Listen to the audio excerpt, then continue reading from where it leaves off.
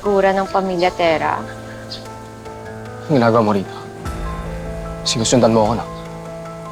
Nag-iisip-isip lang naman ako tulad mo. Disappointed kasi ako na medyo boring yung recent na paghigat ko kay Portia. Tungkol kasi sa negosyo. Parang kulang. Baka may alam ka tungkol sa personal life niya na pwede kong gamitin. Share mo naman. May alam man ako, hindi ko sasabihin sa'yo. Ang usapan na to, kapatid ko na yung gusto mong taluhin.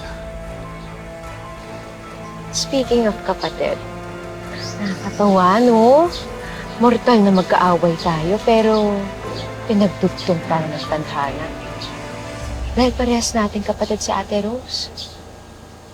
Ano kayang iisipin nun kapag nalaman niya na may rapist siyang kapatid?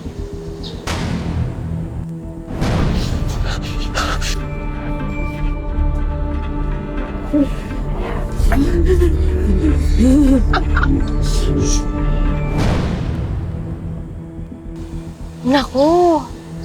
Alagad pa naman yun ng batas. Ano mong pinapatagal mo pa eh? Alam ko naman yung gusto mong gawin. Di ba sirain yung buhay ko?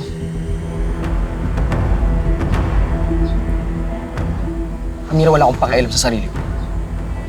Pero sana labas dito yung anak ko. Amira, inosente siya. Inosente nga, malas lang niya. Tatay ng manyak.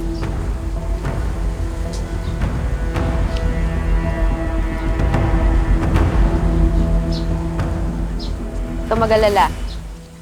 Tatapos naman na din to eh. Ang tanong lang, ilan kaya sa inyo sa mga Tera ang magsasama-sama sa loob ng kulungan?